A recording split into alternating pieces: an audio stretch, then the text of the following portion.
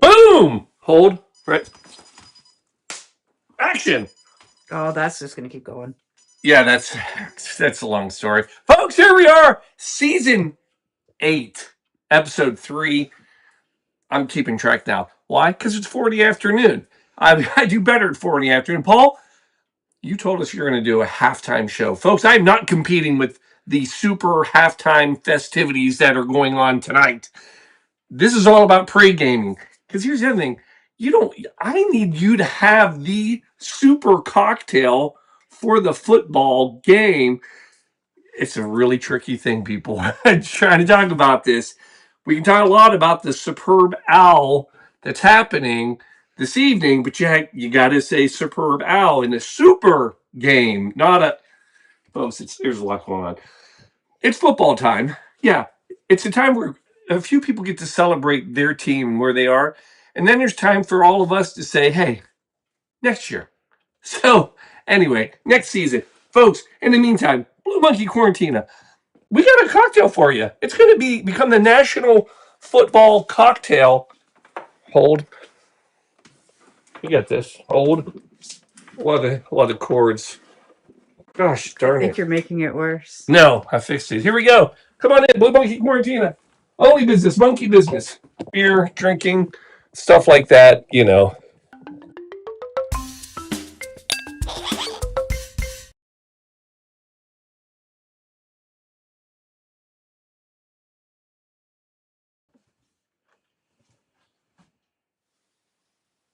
Well, here we are. I even got Shelby with her mic all warmed up. Here she is. Folks, how are we? Season 8, episode 3. We are bringing you the quarantine super football cocktail. Yeah, it's something. It's something. It's something, all right. This is probably the closest to a made up drink I've ever come. Like, normally, are we working? Yeah.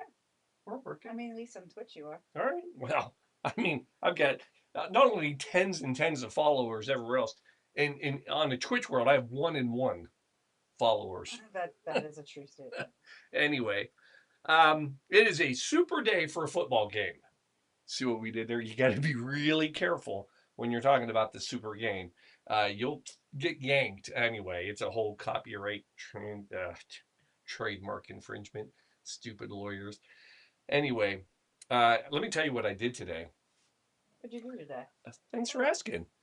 I went looking for a football cocktail for festivities. And here's my thinking. This was pretty interesting. If you go to any major sporting event, a lot of them have not only a cocktail, a well-known cocktail associated with it. I'll give you a couple examples. Kentucky Derby, Mint julep. mint julep. Wimbledon, Tim's Cup. Oh, I'm like, oh. Well, we haven't been to Wimbledon, so that's fair. The Masters, Azalea cocktail. Even, for God's sakes, the Indy 500 has got pit lane lemonade. Yeah, things I don't know. So, but what's amazing is in the football world, there is no like, here's the drink you have to have. It's a bear. It's called beer. All right, fair. Well, it's funny you mentioned that because I did look up. There are sites that say, here's your team's cocktail. And then they have like these lists of every cocktail for every team. I will tell you, New England. So we get New England, Seattle, in case you aren't keeping track. New England, a lot of sites say that their cocktail is the Ward 8, which is very old, historical, from the New England area. I would have thought it was a cranberry. Rye and OJ, and it's an old school. This is like classic, historical. I would have thought it was a Cape Cod. Interesting. You can see that. Here's the better one. Seattle.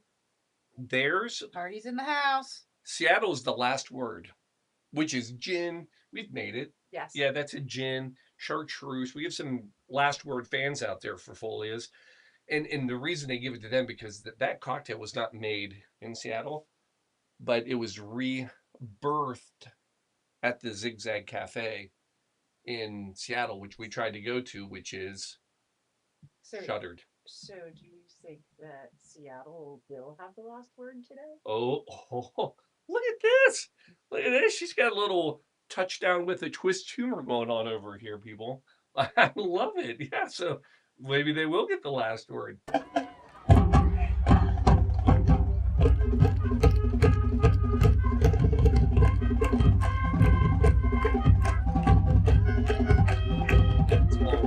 It is.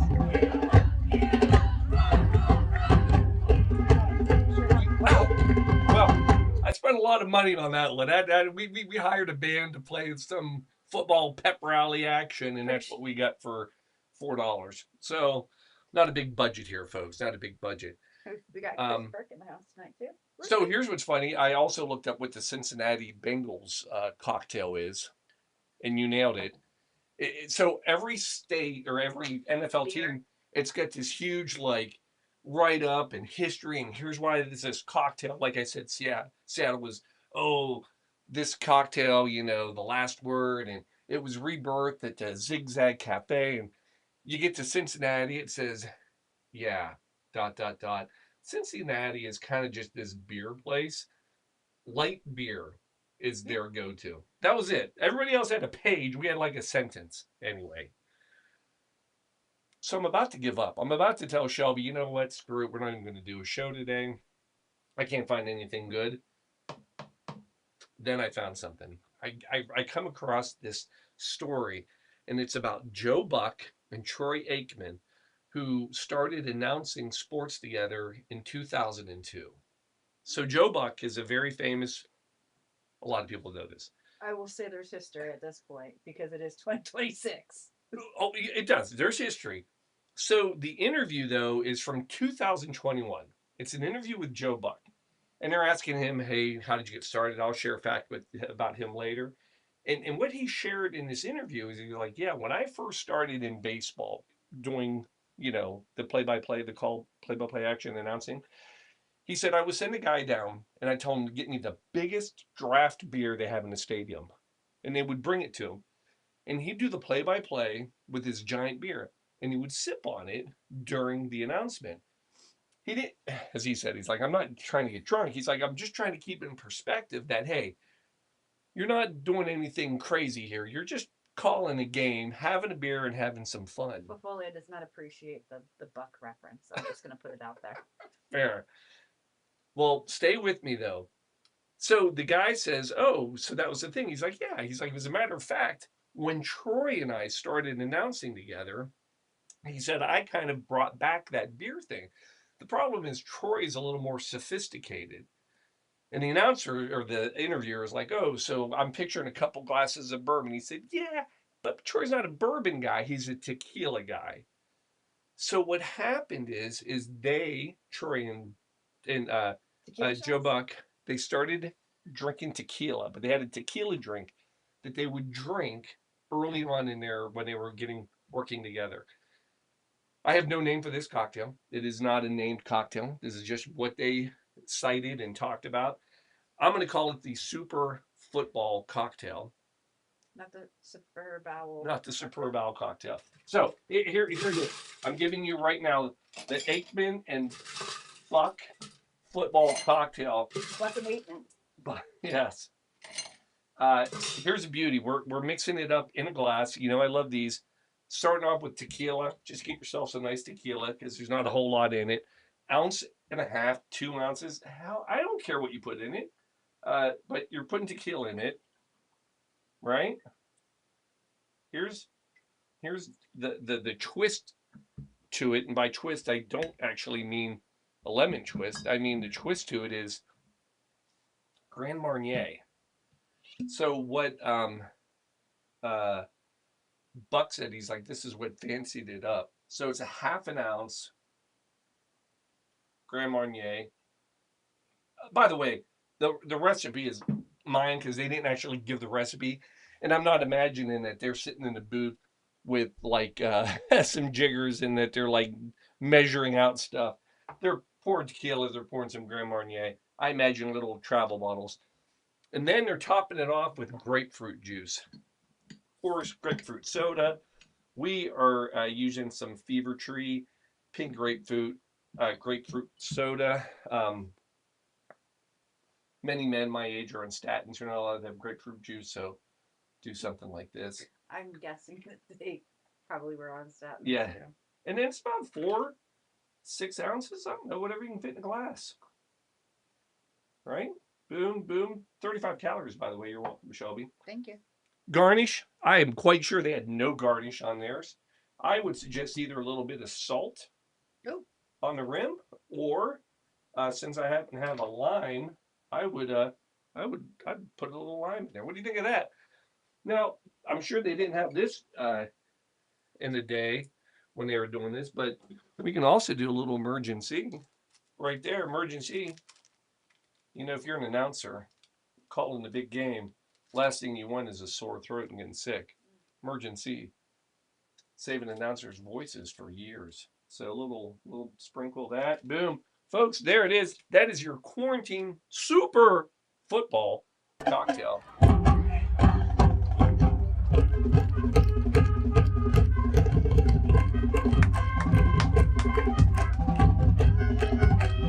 A lot of money for these kids to make this song for us.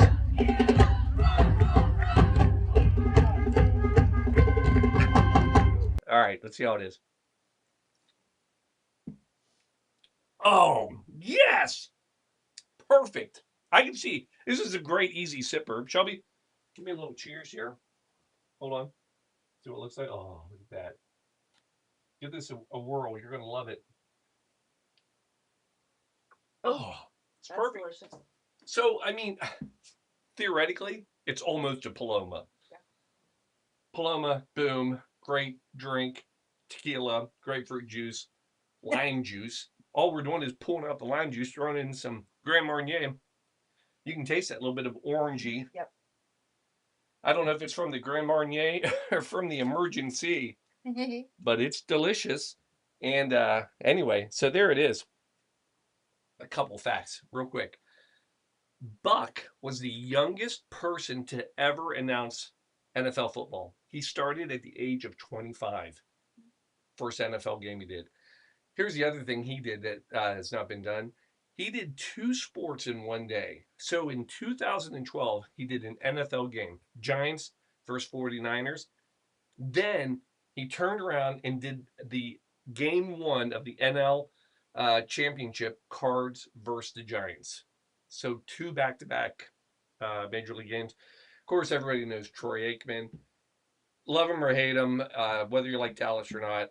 1989, when I graduated, he was amazing then. He went number 1 in the draft. And here's what I love about number 1 first round in the draft. Went to Dallas, where he stayed his whole career.